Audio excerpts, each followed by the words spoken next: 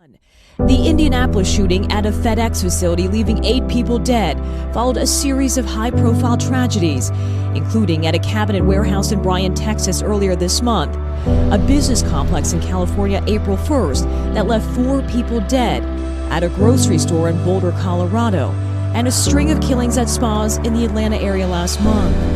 It's a national embarrassment. Authorities in Indianapolis are focused on Brandon Scott Hull.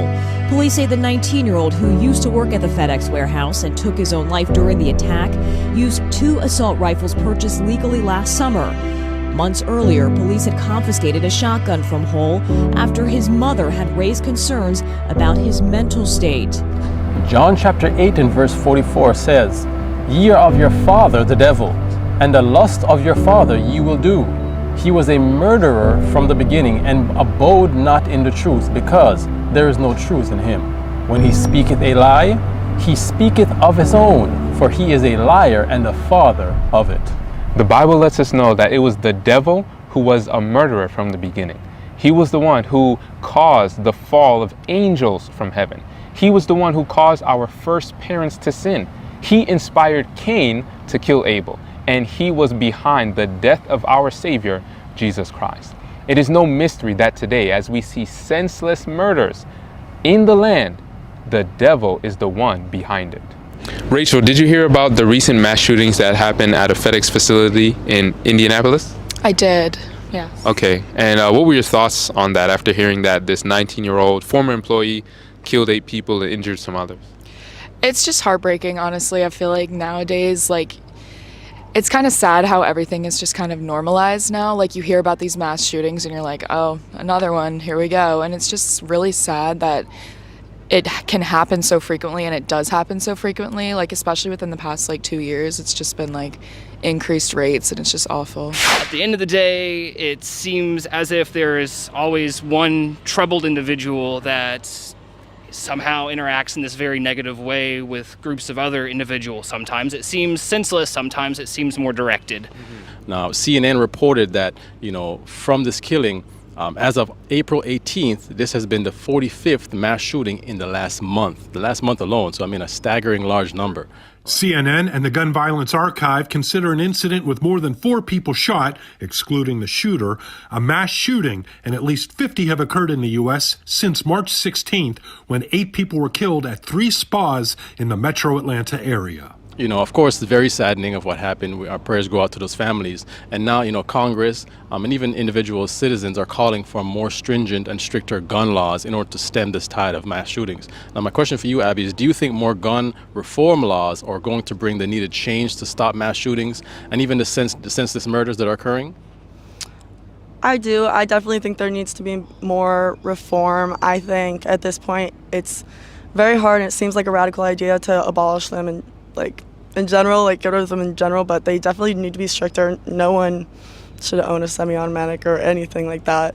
And especially if there are previous incidents, there should definitely be more background checks, and especially, like you mentioned, mental health checks that go along with that, and there needs to be more funding into those things. Yeah, I think it's not necessarily a reform thing, but it's a conversation I have with my roommates a lot, and it's obviously a heated one, but I think it's way too easy to get a gun in America right now. Unfortunately, I don't think they're going to stop them. I think that we need more gun reform just to, honestly be a safer place.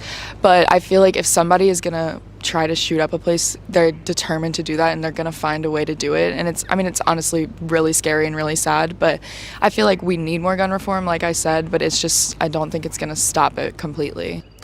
As far as gun laws go, I feel like that's kind of the easy answer is the gun laws. Of course, anytime a mass shooting happens, a gun's involved. If we were to remove the guns, who knows if another type of violence would be utilized. I personally think, which is a much more difficult solution, is more of a ground-up solution, starting with just basic education at just younger years, elevating up, providing more access to mental health, providing more pay for teachers at just a basic level outside of just, say, a university level. I feel like if people have less reason to be desperate, and have more resources to call on, then I feel as if a lot of this violence could be mitigated in some form or fashion. No, I want to give you like a scenario, like a hypothetical scenario. You know, we're on a campus right now. What would you do if there was an active shooter on the campus right now? What would you do, and how would you respond? I would definitely like contact friends, family, anyone I know that's here, see where they're at, see what's going on, collect any information I can, and then get them to, or have them meet me, I guess, at a place probably off campus, somewhere that we can be safe together. Sure, I love my coworkers. I really enjoy them, but it's probably going to be just looking out for myself, to be honest. I feel like I would bolt for the hills, like run, hide. We learn, like, if it was like in my exact premise, we learn, like, you know, like fight back if you can, like even if you can just throw something that can distract them for like that instance. Make it known, tell other people, like scram. But it's really hard to know unless you've been in it yeah. Honestly, in high school, we had like a lockdown because there was like a threat of a shooter on my school's campus, and it was honestly like one of the scariest things I've ever had to go through. Luckily there wasn't anything and everyone was okay, but like it's kind of scary to think about stuff like that because you really don't know what you would do in that situation. I would honestly just like probably call my mom and just call my dad and tell them what's up, and then I don't know, it's just really scary. I don't know what I would do really. Many who get caught up with the debate of banning this weapon or banning that weapon fail to realize the root of the issue, which is sin. Because as long as sin exists and it remains in our hearts, the issue of murders and killing will still continue to be prevalent in the land. And Jesus shows us some life-saving principles. They are found in His Word. And if we follow them, we can have life now and life hereafter. Murders that happen using guns are not the only type of murders that happen. You know, people use all kinds of different weapons. So it could really happen at any time. You know, who knows what someone else is thinking in their mind. And so with that, I just want to share with you a few more current events of people who have died in various ways. And just to really paint the picture of this senseless killing that is happening is very prevalent today in our society. This is an article here from the New York Times, and it says an Indianapolis man killed 4 after a fight over a stimulus check. Could you imagine that? So according to the report, the man wanted some of his girlfriend's money from the stimulus check, and he ended up shooting her and also 4 others, right? Very interesting here. This next article says, father and son shootout captured on family security camera.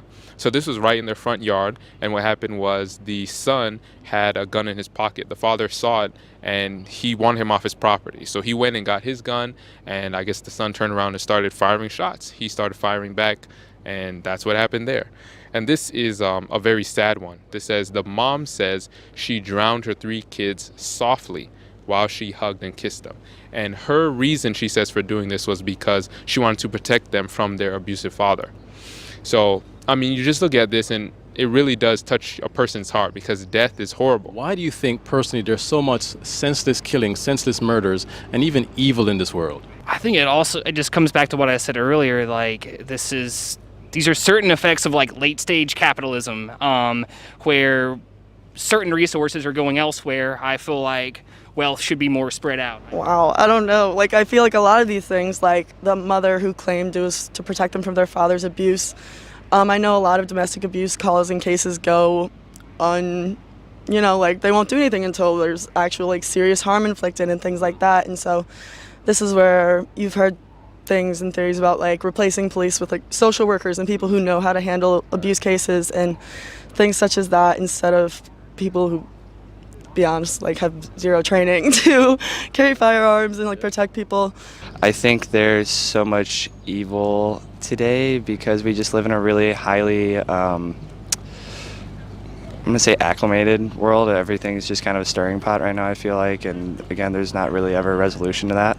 You think you can't really resolve evil. You think you have to let it resolve on its own, and that takes time and change. And yeah, it's terrible that it's something that we have to live with. But It's such a hard question to answer because I feel like there are so many different reasons for like all of the killings that are going on in the world. But you literally like cannot doubt, like within the past 5 years, I'd say, that the country has gotten like worse and worse, and it's just been on a steady, rapid decline of like our social status, I guess you could say. And there's just so much that's going on in the world that makes people so angry and hurt and like betrayed, I guess. And I just feel like that is like part of the reason. And I feel like we're not gonna like reach peace unless we like come together as a nation, which is gonna take forever, because it's just like nobody can be peaceful, nobody can like love one another, which is literally all we need to do. It's not that hard, but everyone makes it so difficult, and it's just, I don't know, it's just really sad and really scary. I think loving one another is part of the solution, and I'm going to come to that in a few moments here. But before that, I want to share with you two primary reasons which I believe is at the root of killing and murder. One, I would say, is that the love of money, right? The love of money is causing people to not only be selfish, but also greedy as well, only thinking about themselves. And when you're only thinking about yourselves, you're not thinking about anyone else. And the second reason I believe is because there is a hatred that exists in our hearts towards other people. And I want to share these two principles with you from the Bible, because the Bible actually tells us these exact things. Do you know what is the root of all evil? This is a common phrase many people say, and it comes from the Bible. Do you know? Money. Close. It is the love of money. So let's read it. 1 Timothy 6 and verse 10. And it says, for the love of money is the root of all evil.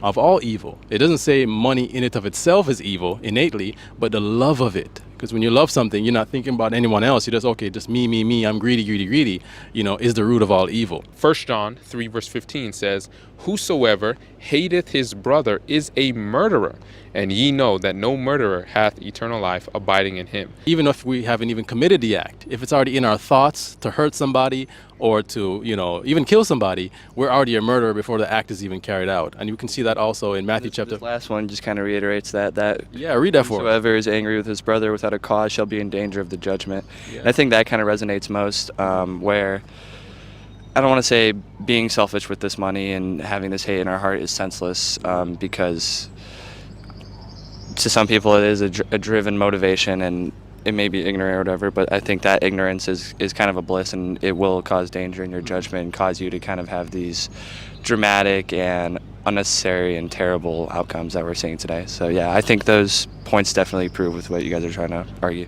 So these scriptures right here just simply show us that the real cause of murder, it starts not so much with the external factors, but the internal, meaning the condition of our mind. What thoughts are we thinking? We all are born with the power of choice. Do you agree? Oh, yes, I agree. And it sort of comes back to my thoughts on more adequate mental health resources. Question for you, pop quiz. Do you know who is the first person in history ever to commit murder? He's actually found in the Bible. I do not know. Oh, I don't know. Okay, so who were the first two humans ever? Adam and Eve. Okay, so who were their sons? It'd be Cain, correct? Yes, you are correct. It was Cain, right? He killed his brother Abel. Why? Well, the Bible lets us know that he had jealousy, he had envy in his heart toward his own brother. He hated Abel because Abel, his sacrifice was accepted by God, but Cain's sacrifice was not, and so he hated his brother. So the point I want to share with you is that it didn't matter what object Cain used to kill Abel. We don't know what it was. Was it a rock, a tree branch? Who knows? But the point is, because he had the hatred in his heart, he carried out the act. And so today, people are in these debates, but really the root cause of it is we have to eradicate the hatred, the love of money from our hearts, and accept Jesus Christ and to know him. So if we don't know who God is, how can we reciprocate that love to others? How can we show kindness, courtesy to others if we don't know him who love originates from? Do you know what it means to know God? I do not know. I'm very agnostic. I guess growing up in a religious family, I know this perspective, but I don't necessarily encapsulate God or like the one true God in just like the Christian bubble. I feel like there's several other spiritual avenues, many different religions, and I think that I believe in the human condition. I believe that there's like an inherent perspective of like what people think are right and wrong, I actually was raised in a super Christian household. Church was my life. That was all my friends. My parents were very much into it. And I feel like in the past few years, I've sort of deviated from it because the institutionalized basis of it. Like, you see people who are like, I'm a Christian and I'm better than you because you're not. I feel like that's a stigma that's passed along, but I know deep in my heart that that's not what God is. God loves the least of these. He loves everybody. He doesn't care who you are. And I think that, WWJD was something that was always taught to me, and he would choose love. I feel like within the past 5 months of me being in college and stuff, I've come to know more, because I went to public school my entire life. I never really grew up in a super religious family or anything. But personally, I'm not super religious, but I do find a comfort in believing in Jesus and God and stuff. I don't know much about it. I'm trying to learn more about it, but I just find the main thing for me about religion is it's just comforting to have something that you believe in that can help you guide your life, I guess. And I feel like that's kind of what it means for me. 1 John chapter 2 and verse 4 and 5. Verse 4 says, "He that saith, I know him, and keepeth not his commandments, is a liar, and the truth is not him in him." So it's kind of saying if you claim to know him, but you're not actually following these commandments that he set forward, you don't actually know him, and you're not who you're saying you are. So that's exactly what it's saying. That's exactly what the Bible is saying here, right? If we claim and profess, to be followers of Christ, followers of God, yet we're not doing his will, keeping his commandments, it says you really don't know God. Verse 5. But whosoever keepeth his word, in him verily is the love of God perfected. Hereby know we that we are in him. So if you look in society today and see the senseless killings, what is void in society? Love. Love of God. The love of God, Abby, that's correct. The love of God, right? So the encouragement, I want to leave both of us today is that, even though you've strayed, you haven't been in church for a long time, God is still patient with you. God is still long-suffering with you. God is still patience. Bible verse. It's in Philippians. I took it kind of out of context. I think it's the one where it's don't let the sun set without an argument, but patient brings peace, with the morning comes peace. But yeah, I got this tattooed even though I strayed, because it holds a lot of meaning with me. Patience brings peace. My choice is to seek to learn about Christ more daily and to keep his commandments and even share this truth with others. Will you seek to, want to learn more about Christ and keep his commandments so that you can have the love of God in your heart? Yeah, I feel like it'll probably take me a little while, just because it's it's such a difficult concept. It's hard to just grasp all at once, and you can't force that on people either. So it's just kind of you move at your own pace, but I could definitely see myself, yeah. So Abby, I just want to continue to encourage you, to not give up, to not be discouraged, even when you find yourselves in difficult situations, a crisis. Just remember that God is still with you. He has not left you, nor has he forsaken you, right? But you just have to believe that he's with you to give you the strength to go through whatever you're going through. All right, you believe those words? I do. Thank you. Oh, wonderful. All right, I want to leave with you a gift right here that has been a blessing for us, and prayerfully it's a blessing for you. There's a book in there, a very powerful book called Finding the Path to Peace, and it really just talks about the love of God, and it gives you practical steps of how to know God, how to have a relationship with God, and even how to share that relationship, share that love with others as well. The first chapter in there is actually called God's Love for Man, right? To show how God is long-suffering, God is love toward us. And prayerfully you're blessed by it, all right? So take care, and thank you so much. Thank you. This was really awesome. Great conversation. Jesus said in Matthew chapter 24, verses 12 and 13, "And because iniquity shall abound, the love of many shall wax cold. But he that shall endure unto the end, the same shall be saved." Now, this lets us know that violence and senseless killings will continue until the close of time. So what do we need more of in order for us to stem this tide of evil, this violence, the senseless killing? It is more of the love of Jesus Christ. In 1 John chapter 4 and verse 8, it lets us know that God is love. So we need more of the love of Jesus Christ in our hearts. And the issue is we have to get to the root cause of all this murder, killing, and strife. It is sin in the heart of man. And until we deal with the root cause of sin, these things will continue. So the great question is, will we allow Jesus Christ into our hearts to work a work of revival, reformation, and to give us more of His love, that we may be able to impart this love to others, that the hatred in their hearts will be eradicated. That is the great question. Well, my prayer is today, I want to accept by faith God's love. Viewer, friends, will you accept Jesus' free gift of receiving His love in your heart today, that you may put aside hatred, variance, even the disease of sin? Well, by God's grace, receive it by faith today. And so we thank you for watching this video. We pray that you'll continue the conversation in the comment section. Share with us how God gave you the victory over variance, over strife, over any sin, that you may be an encouragement to others who will also view the video. So comment, share, like it, and we will see you next time. God bless.